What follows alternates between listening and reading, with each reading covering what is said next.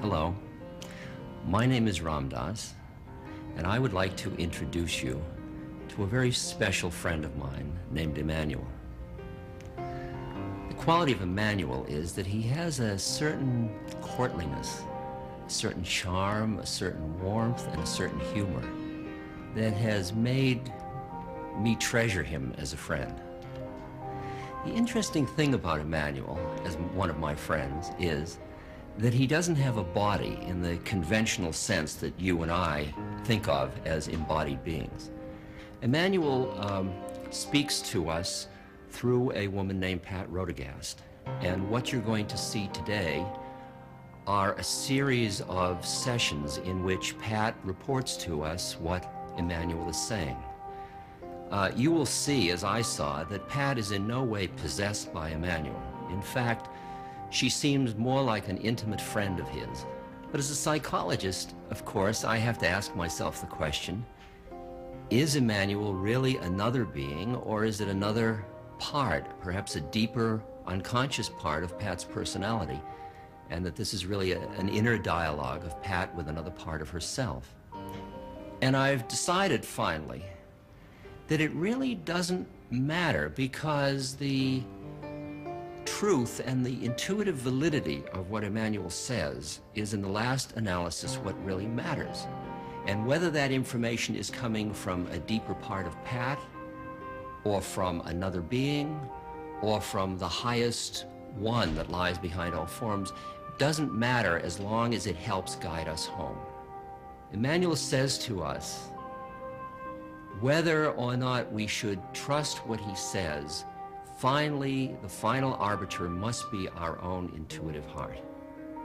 It gives me great pleasure to invite you to join with me in receiving my friend Emmanuel. To those who have not experienced a conversation with a spirit or anyone who is walking around unclothed in human form, I would simply say that this is nothing to be frightened of, nothing even to pay undue attention to. There is more to the universe than can possibly be conceived of by the human brain. And rather than to spend your lives limiting yourself to the capacity of logic and reason, I would say utilize this as a wondrous opportunity to spread your wings and fly. What you experience as you hear is your experience, and you must honor it. But experience and thought are two different things. I could introduce myself and say I am a being of light.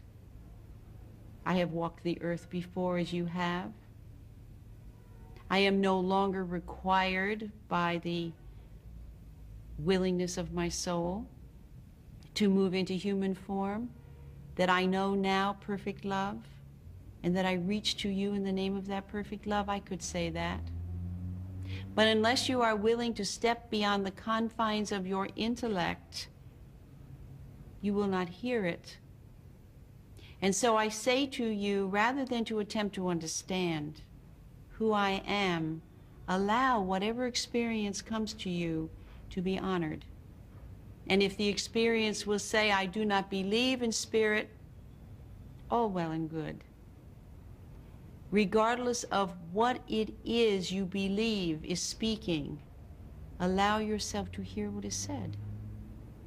Allow yourself the experience, for that, my very dears, is the only purpose for which I come.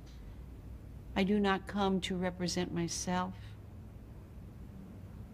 I am you, and therefore I come to offer you to you in the name of love. When I'm speaking for Emmanuel, I am always aware of what he's saying. I hear him. I hear him like you hear him. And when I'm aware of is not censoring at all, but having a responsibility to be as clear as I can be in my truth, so that my personality, my hang-ups, my whatever it is, that my agendas don't get in the way. My experience is not at all that I have been removed and that another consciousness has come in. That is not my experience at all. What it is that I have expanded, and that I've touched the greater reality that's always there. So when I say I've left room, maybe what I should say is that I have opened up to receive the greater reality of which Emmanuel's a part. Yeah. But I'm not possessed. I don't feel that there's anything invading me at all. I mean, it's just me saying, yes, okay, and then I move out. There are those of you who would have me answer questions of a very personal and a very human nature. There are those of you who believe that you would be most blessed if I would say to you, why, tomorrow at noon, you must walk 3 paces down, turn around, and you will meet your everlasting love. And if you take 3 more paces and turn to the right, you will find the perfect career for you, and you will be abundantly wealthy. Unfortunately, if I were to say that to you, it would, in intent, divert you from the treasures that you were really seeking, which is not the how-to of human experience. Human experience of and by itself does not hold such mystery, though there are times of forgetting, it seems so that it does. But the purpose of human life is not to win or lose. The purpose of human experience is to learn who you are.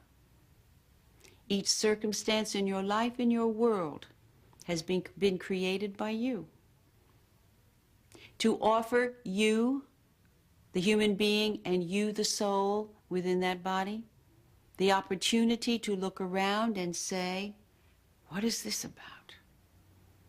And what can I learn from this? And why have I allowed it to come into my life? And why have I perceived it as I have? And why do I react to it as I do? Everything without exception in your human world is an educational tool.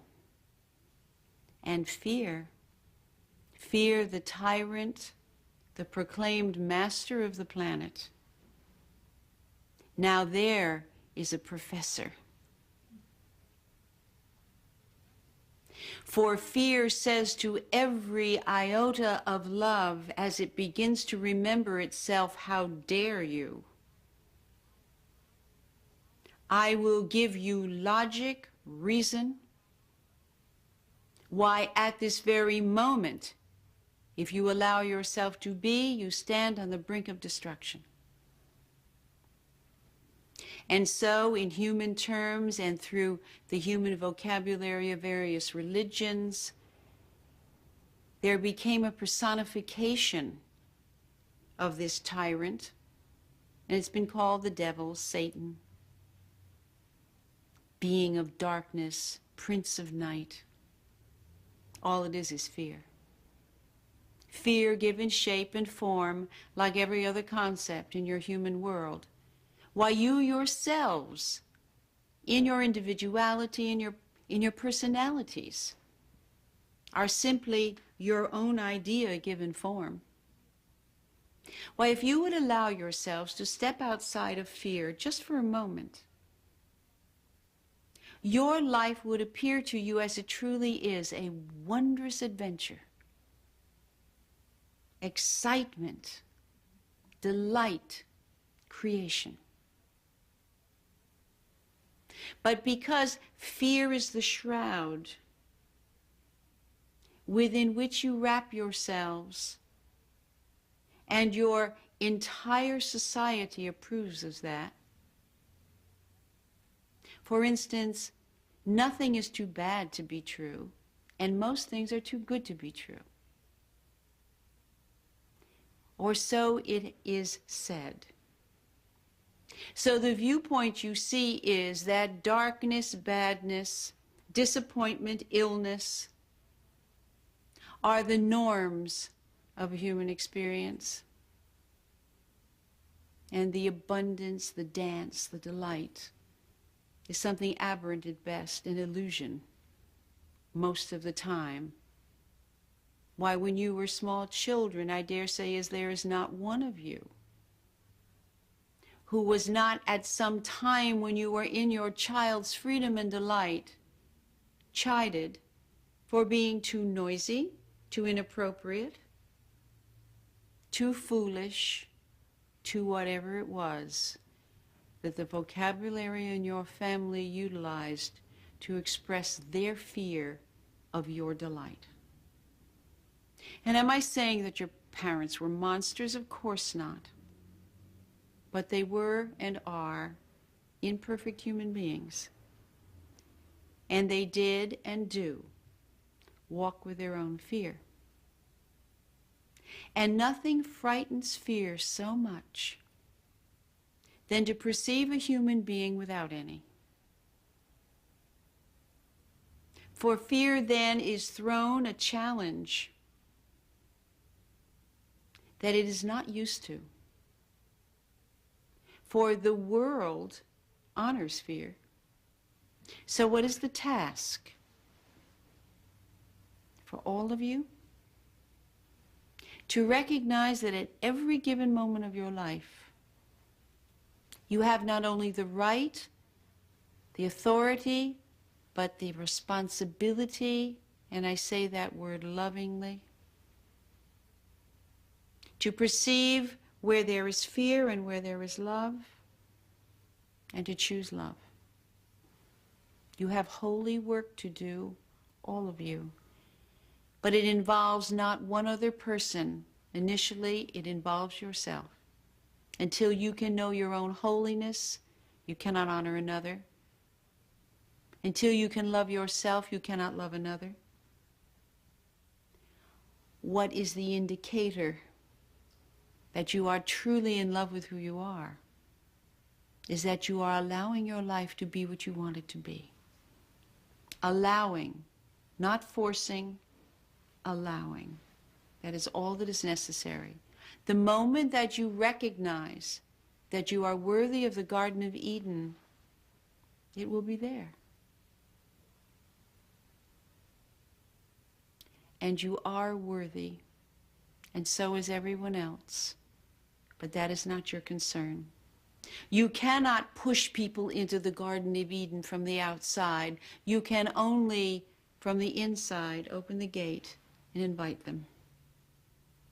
So you must get there first. It's not so far. It's waiting inside you in the sanctuary. It's the voice of that very small child that says, I remember who I am. We each have an agenda that we brought into each incarnation. And this isn't my own knowing, this is Emmanuel's teaching now.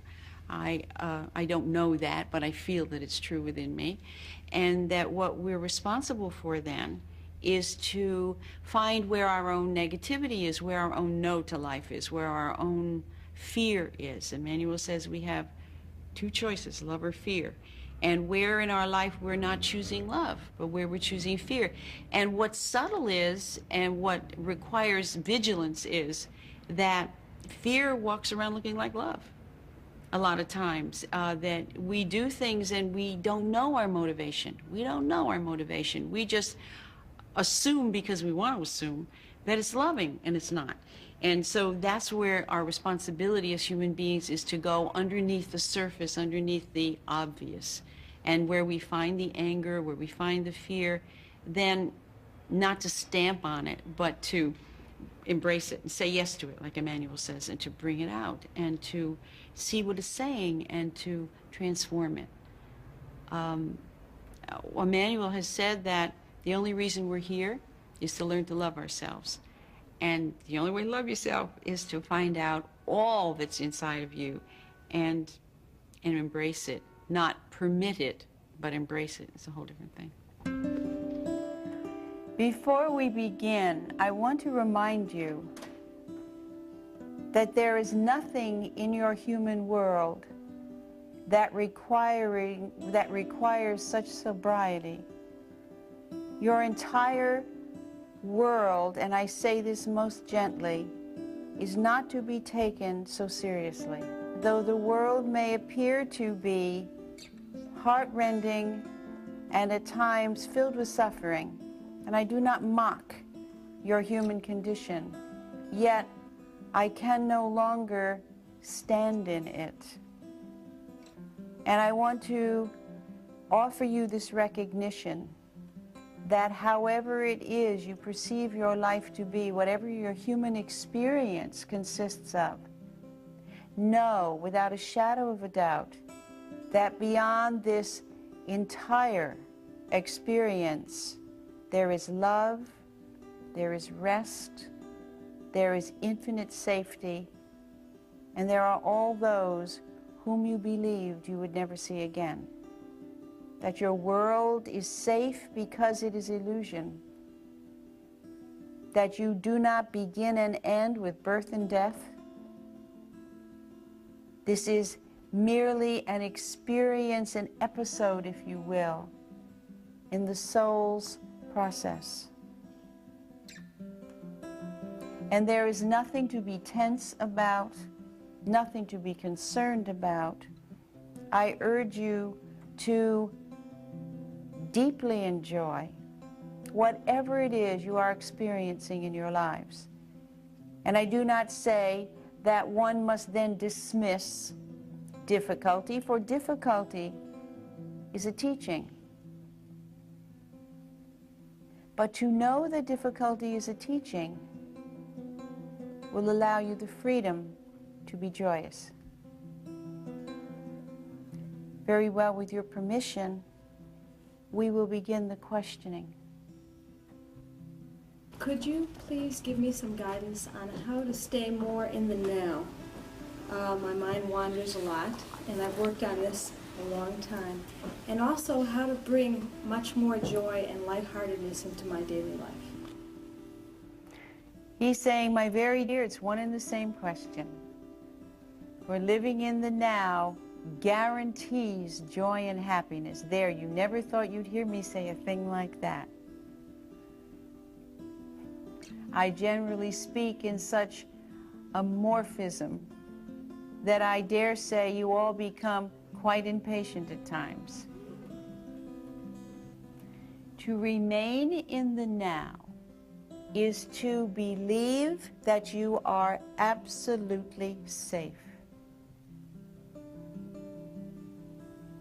In the belief that you are absolutely safe, there is no other place for you to go.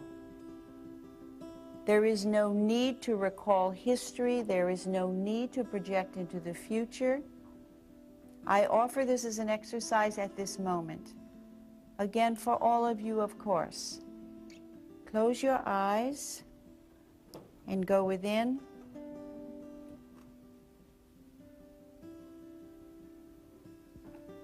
Open your hearts to receive what I am about to say, and make the decision to believe me just for this time. You are held in the hands of God, and you are absolutely safe.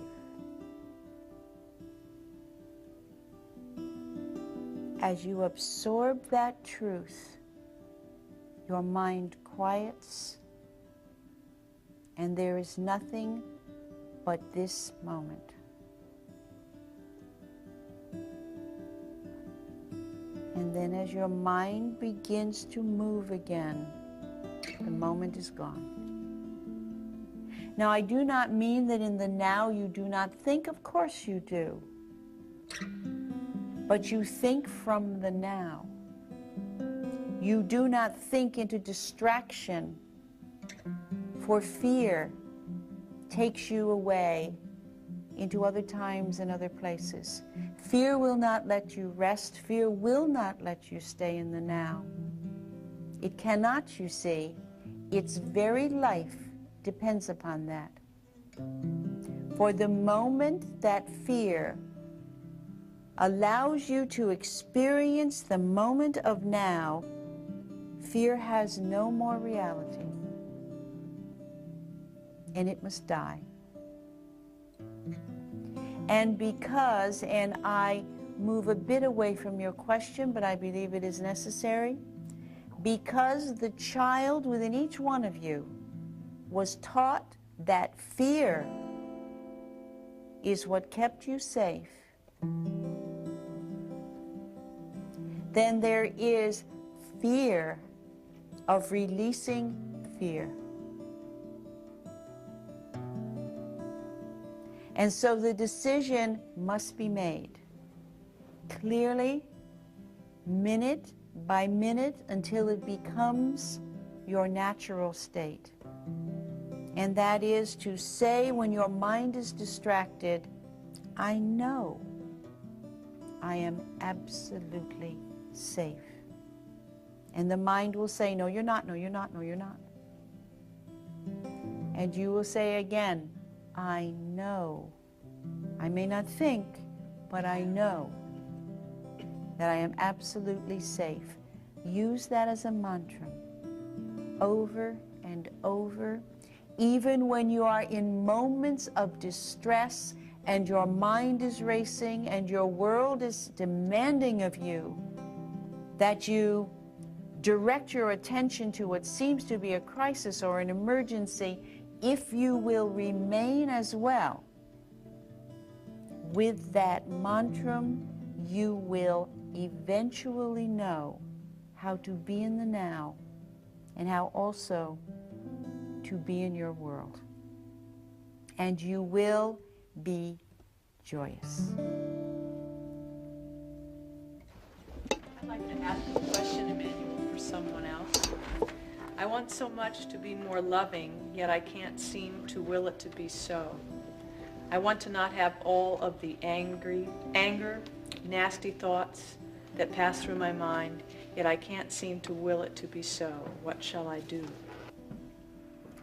What you shall do is to cease the willing and embrace the anger. To be loving must mean to be loving to self. It can never mean to be loving to other until you are loving to self. To say to yourself, you must not be angry, you must not be unloving, how can you then love? It is commanding the heart to open. Hearts do not open on command. It is instructing the child to behave, and the child is attempting to behave. But when one says to the child, be loving, that is impossible. One can say to the child, act loving, and all of you know how to do that. And that is where the difference is, and that is why it is so difficult for you. You are saying, be loving. You cannot. Not until you say to yourself with all the love that you possess, it's all right for me not to be loving. I will love myself in my unlovingness. To say that and to truly mean it will open your heart. But to demand that you be or become, that is not a loving thing to do to yourself. Can you not see that these feelings of unlovingness stand upon your history, stand upon your pain? These feelings of unlovingness are your protectors, or so it had seemed to the child. The child said, no, I will not be loving. I will not love. Good for the child. If a child believes it must love on command, much is lost. The child's integrity is lost. The child's capacity to know itself is lost. There is nothing but a puppet. And that is not a human being. That is not a God. Love yourself in your unwillingness to love. And go back in your history to find the very young you. And sit with that young you. And hold dialogue. And ask that young you, why do you not want to be loving? And allow the answer to come. You will find deep respect for yourself. And the moment that that takes place, you will be loving. A lot of people ask me, did I have psychic experiences as a kid? And from the viewpoint of a child, I think all children have psychic experiences. So I would say, no. I mean, nothing exceptional. I believed in fairies. I believed in God. I believed in love. All kids do. I was aware of when my parents weren't in their loving truth. All kids are. So no, there was nothing special. I had no vision. I went through a childhood like everybody else does, and I believe that everybody is entitled to the connection with the world of spirit, because that's who we are. And I don't think anybody deserves to walk through a lifetime without that love that's there, or that assurance. I don't know why it was that I moved into the space of saying yes, that I want that. Somewhere I did, even before I knew what it was that I wanted. Somewhere I knew that there was more to life than just, the getting up, the going to work, that. And so there was a moment, in fact, when I remember standing in my kitchen and saying, it's got to be more than this. And I didn't say it from despair. I said it from a sense of, okay, I've got that down. And now what else is there to life? And that's when this began to open. So I don't think there's any special magic, and I don't think there's any special dispensation. In fact, I know there isn't. It's just, I was ready. Emmanuel, from your perspective, what happens to us after death? And since I'm writing a book on death, and if you had only one thing as guidance to give people searching out this subject, what would it be that you would tell them? Thank you. One thing that I would tell them,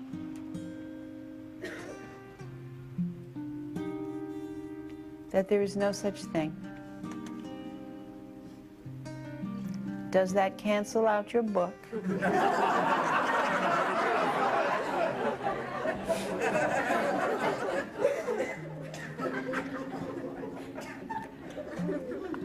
But the illusion of dying, what a professor that one is. For you walk through your days dreading that moment that is inevitable. From the moment of conception, you are going to die. That is not a terrible thing to say to you. That is simply as uneventful as saying, tomorrow the sun will come up. Perhaps less eventful. For there is a very slim chance that the sun won't. There is no chance at all that you will in any manner not survive your death. So perhaps the second thing I would say is, it is absolutely guaranteed that you will survive your dying. That you will walk through the door of that illusion and you will recognize it. It will be so familiar to you, for you have died so many times before. Some of you know this, some of you don't. but trust your memories. And as you all move towards that moment of dying, look around. Don't close your eyes in fear. Look around and you will begin to see things very familiar. Just as when you have been away on a journey and you begin to move towards home, and as you get closer and closer to your own home, things become very familiar. The streets, the trees, the houses, the people. And you come home to the world of spirit with that excitement as well.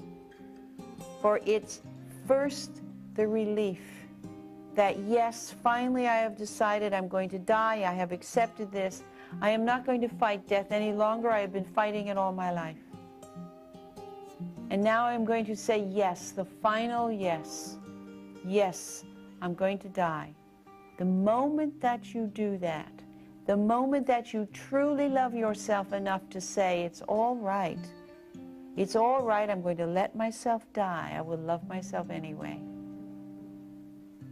At that moment, the burden, the yoke of responsibility to avoid death at all costs is lifted from you. And what a lightness. And as you move through the doorway,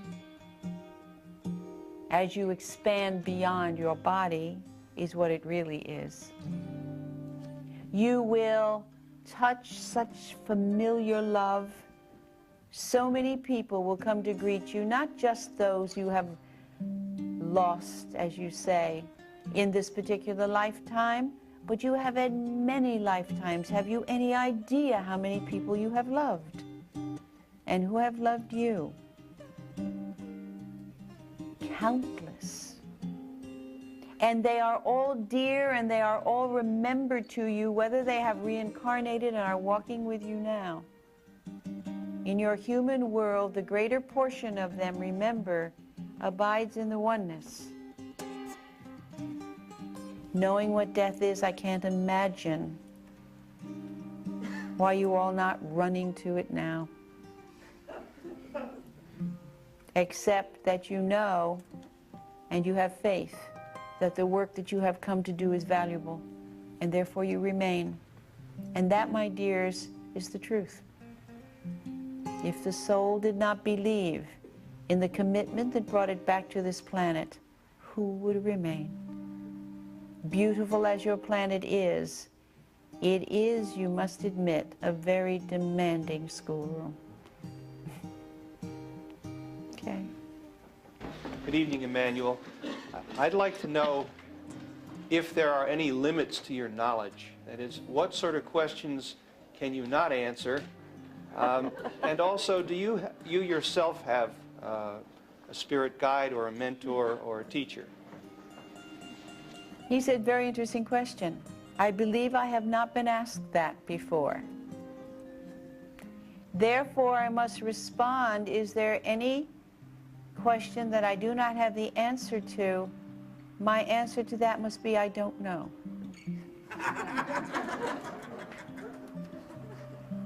I have not been asked all the questions yet. Do I have a mentor? Indeed, I do.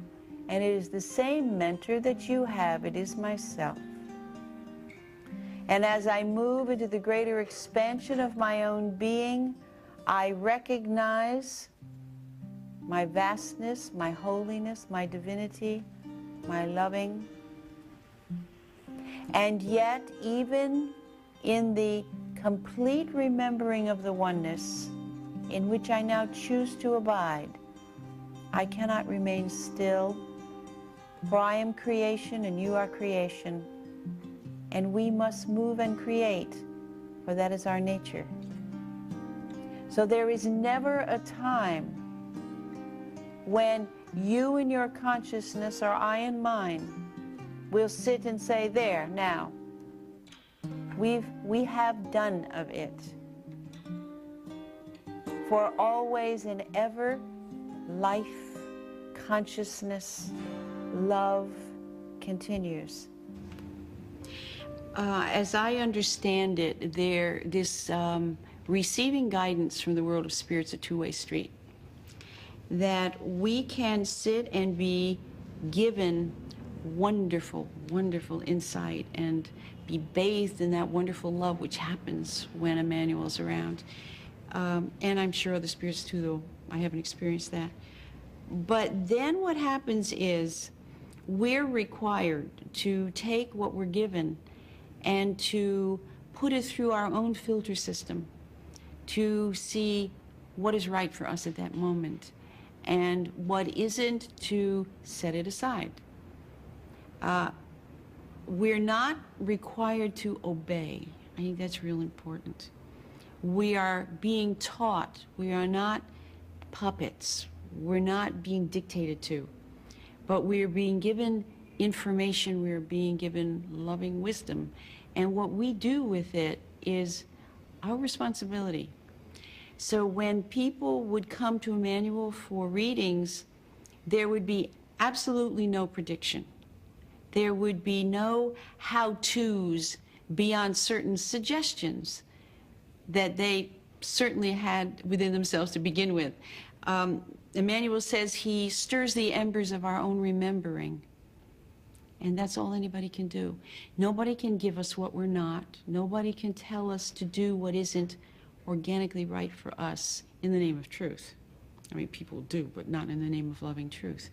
So to receive what a spirit gives isn't the final answer. It's not the key to a happy life. It's something to receive and then to say, how do I utilize it in the name of my own commitment to my own loving truth and to who I really am and what I need. Ultimately, we're the authority. Ultimately, we're the final responsibility. Nobody's going to take that away from us. And we not only should we not want to give it away, but that final authority and final responsibility is our state of grace almost. And we shouldn't let anybody take it away. Dear Emmanuel, it seems like having a child puts such stress on a couple. Problems seems to often appear at that time. Why is this? What can be done to help it? The infant comes to teach you the meaning of love, the meaning of saying yes, even at 3 o'clock in the morning when you're not feeling well. If you are willing to learn from that child what that child can teach you, it will affect your relationship most positively. For the child is saying, this is the joy of saying yes. Can you not then, having learned to say yes to your child, learn to say the same yes to your mate? If you are willing to do so, unconditional yes, you will not be taken advantage of, you will not be destroyed, you will not in any manner poison your lives. You will set yourselves free. For to say yes does not mean yes in servitude. It means yes in love. It is quite a different matter. If one says yes in servitude, one is not saying yes at all. One is saying, I'll obey you because I have to. And I may even pretend to love you, but I'll get even. I will withhold my love. But if one says yes in love, one says yes in the loving of self, in the celebration of saying yes, and in the embracing of the other who has shared with you in this miracle of creation. This small, unconditional, loving tyrant. This wondrous teacher comes to us to teach us how we do not love ourselves, and therefore we do not love each other, but we must love this teacher, and that is the teaching. How you respond to your child in the name of love is exactly the capacity you own to respond in love. Then turn to look at each other and ask, why do we not respond to each other in this way if we have such a capacity to love? And that is where disturbance come and pains come. For one knows beneath the mind one perceives the other, the mate, giving this loving attention to the child, and one knows they do not receive that. And what does one do? Well, one does not stamp about the house or sulk or weep, but one begins to say, isn't that interesting? I wonder what I am not giving to them that they are not giving to me. And let us utilize this infant, this child, as the focal point for our capacity to love. And in so giving to that child in love, let us hold that experience and turn to face each other and say, I give to you in this manner now, or where do I not? And be willing to walk into those frightening places where you must confront your own unwillingness to love, but not negatively, but as you would see within the infant its unwillingness to compromise, its unwillingness or incapacity to love as you would like it to love you, for instance, to sleep through the night. And yet you love, and yet you love, and yet you love. Can you not give that to your mate? And in so doing, what a wonderful, wonderful temple to love you will build together. Okay. How can there be so much evil in the world? What can we do to help?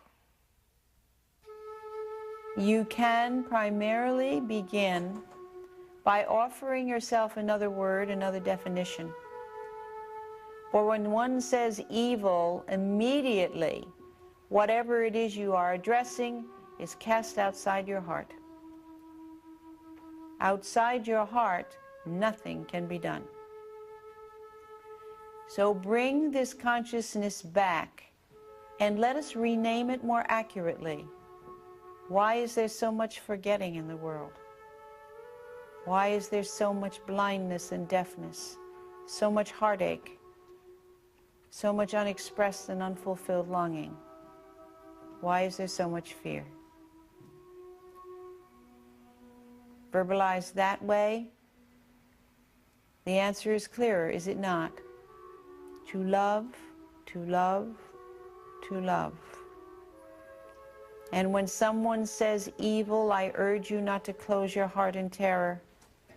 For such a concept as evil belongs in the vocabulary of fear, not in the vocabulary of love. In the vocabulary of love, the very same thing is a lost child, is someone in the dark looking to find their way home. What to do? Become the loving teacher. Be who you are in as much love as you possess, as you have allowed yourself to remember, and be that loving, remembering human being within the company of the forgetter. And that is all. And they will see your light when they are ready, and they will hear you when they can. And pray for them. Some people have asked me, you know, how do you know it's Emmanuel? How do I know it's Emmanuel? And I think my response is you don't. There's a sense of when you're in the presence of Emmanuel, there definitely is a feeling that people experience, a feeling of being seen and being loved. That is the healing. That's the healing that takes place. That's the instruction, teaching that takes place. But whether it comes from a spirit or whether I'm smarter than I have any right to think I am, or it doesn't matter. Whatever is heard that is useful and loving, it really doesn't matter where it comes from. You know, you can walk down the street or sit in the subway and you can overhear a conversation that could change your life. And you can say, well, that was a spirit sitting there and it was meant to be, and, you know, they just came for me in that subway. Yeah, maybe. Or you could say, I was tuned at that point to hear truth. And in that tuning, I heard it wherever it was. So I think it really goes back to the commitment of each individual to find loving truth. And I think when we're open to it, loving truth comes. I am unemployed and have been looking for a job unsuccessfully for several months. I realize I am responsible for my situation. However, I am sad and becoming discouraged and disenchanted with life. I'm having difficulty maintaining the love feeling. Can you give me advice? 2 months of unemployment, and you have already moved to despair. My dear, can you not see how close to despair you have always been? And it is not that you are employed or unemployed, that is irrelevant. Oh, I know. One believes one must have a certain amount of money in so that one can have a certain amount of money out, so that one can somehow maintain oneself. I know, I remember that. And at the same time, there is a learning opportunity here that is, if you will forgive me, priceless.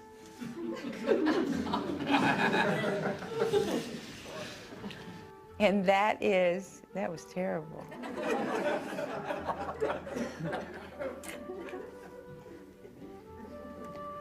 I'll go back to Emmanuel. And that is to recognize your despair and not give it the labeling of because you haven't found a job. Do not be afraid of your despair. It will not hurt you. It is only the voice of the small lost child that is finally waiting to be heard.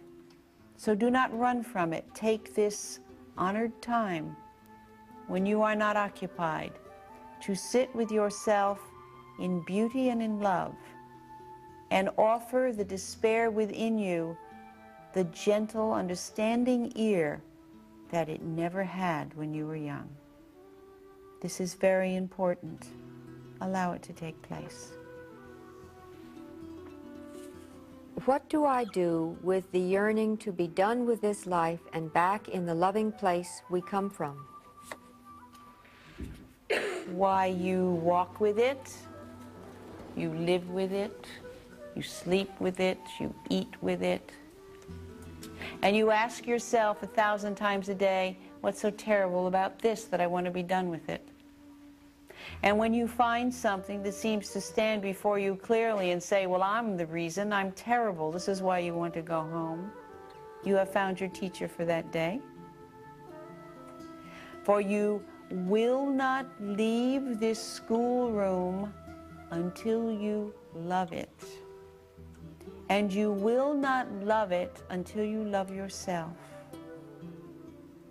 And you will not love yourself until you allow these aspects that you have judged as negative and unlovable to come before you and to be seen by you in the name of loving truth and to be embraced by you back into the oneness of who you are. When you say, I want to be done with this place, why? Ask yourself that and be explicit. I offer this as homework to every one of you, even those who do not believe they want to be done with this world. There is something you want to be done with, even if it's just this day or the ride home in the rain. Utilize everything in your life as a learning tool, for that is exactly what it is.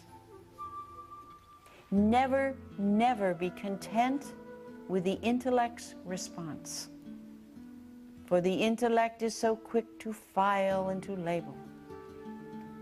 You will lose your life. You will avoid the experience of living if you allow your mind to lead you. For the mind says so quickly, this is good and this is bad. There's enough bad, let's go home. Where have you been?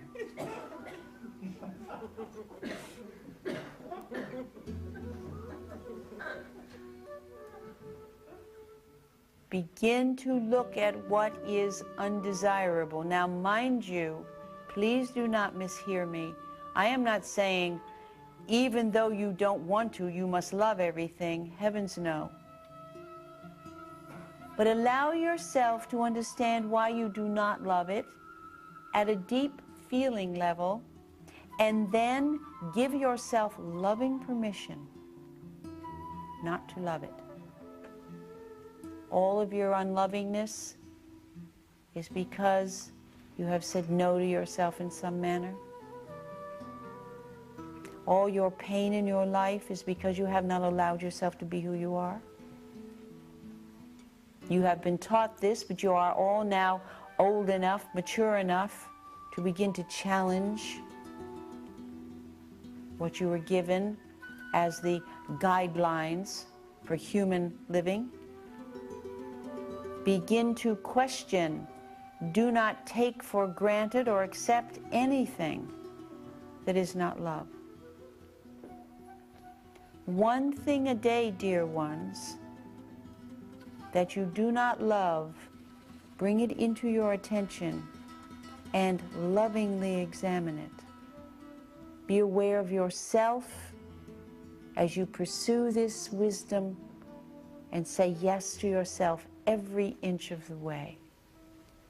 And I dare say, by the time we meet again, you will have transformed a great deal of unloving and what am I doing here into, isn't this wonderful? I think the world is becoming a Garden of Eden.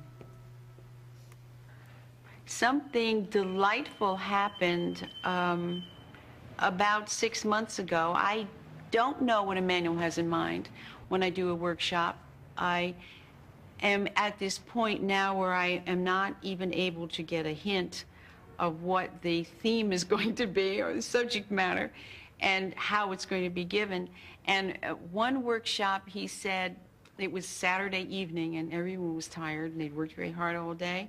And he said, and now I'm going to tell you a bedtime story. And the result was, it was so dear.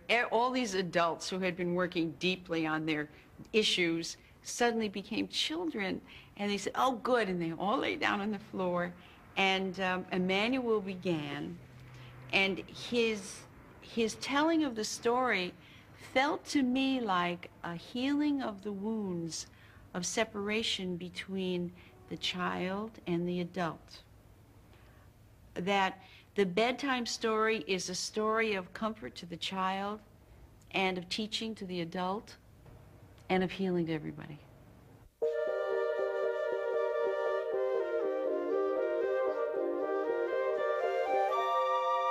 Once upon a no time, there was a wonderful spirit named Alice.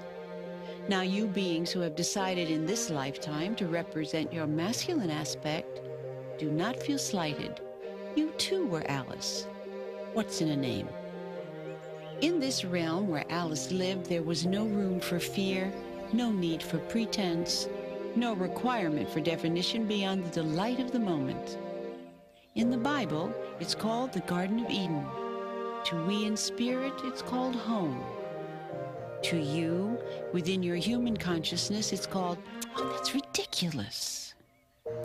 Alice was a being of incredible curiosity, not unlike many of you.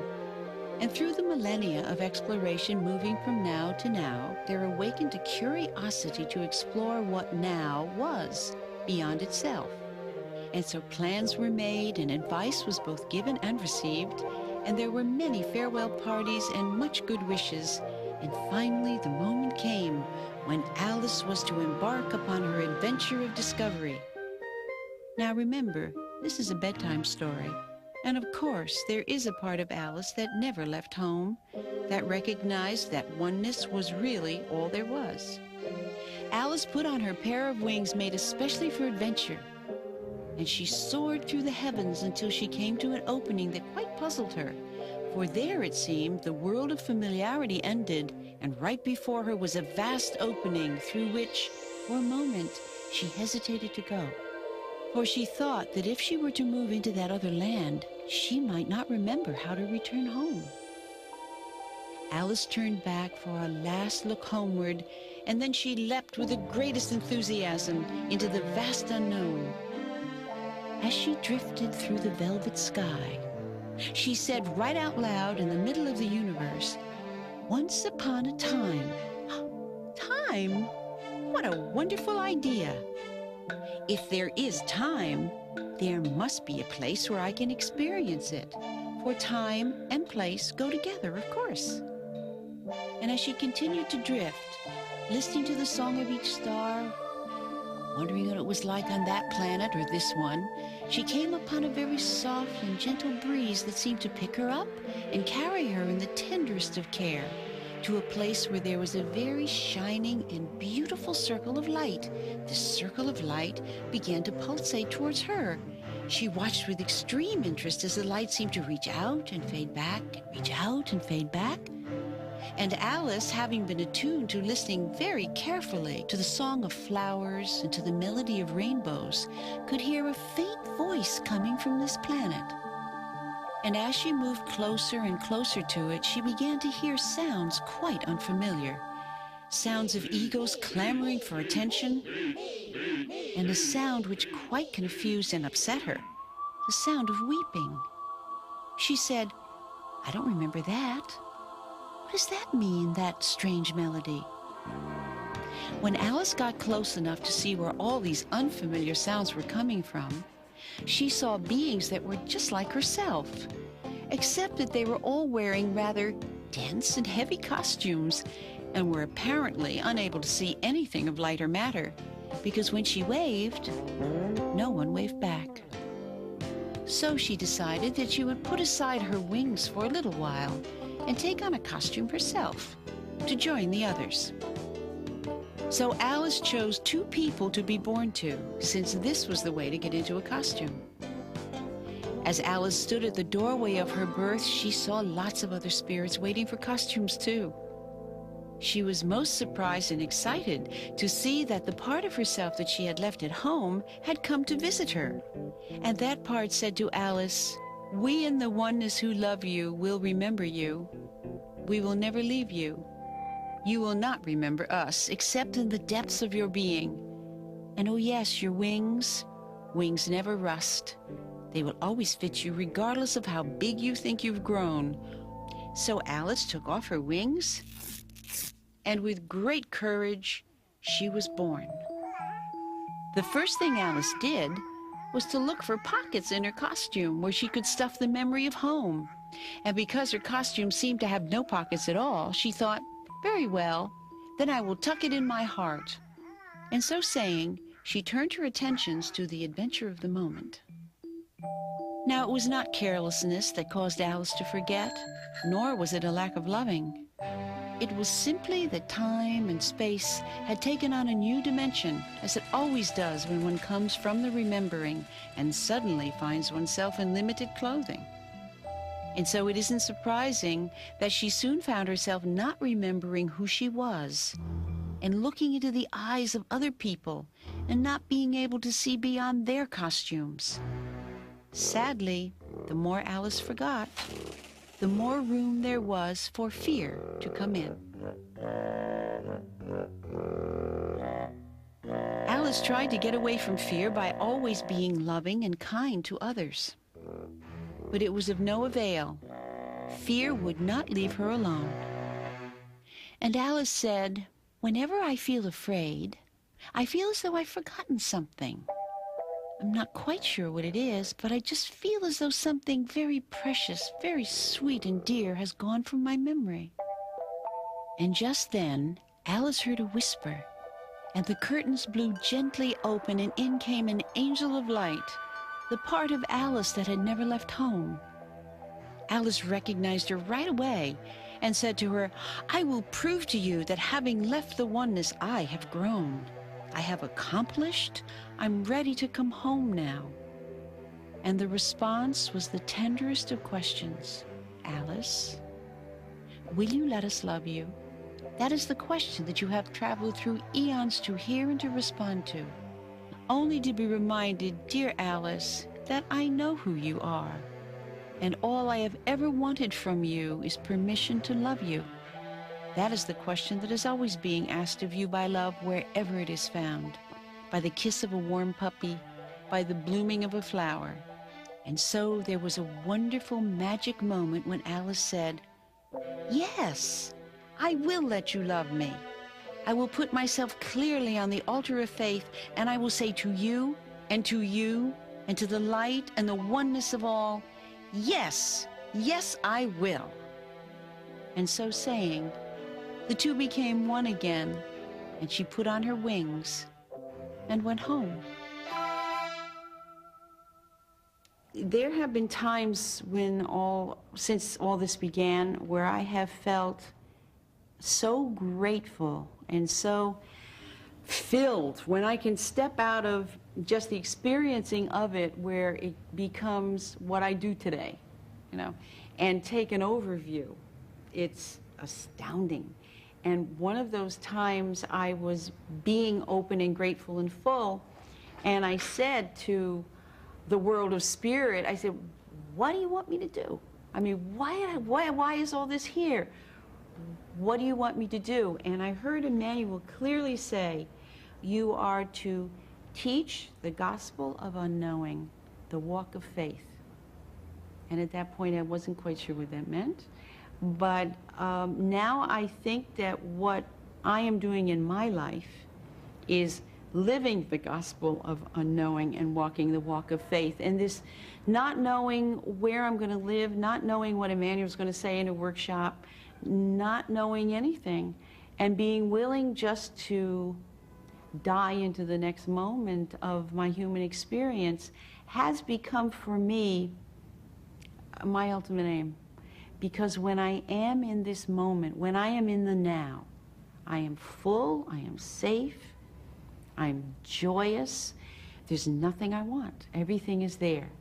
And then when I step out, when fear calls me out from the center, which it does frequently, then I get into all my head trips again about how to be safe, what should I do, I need to know, plan, structure, and all that.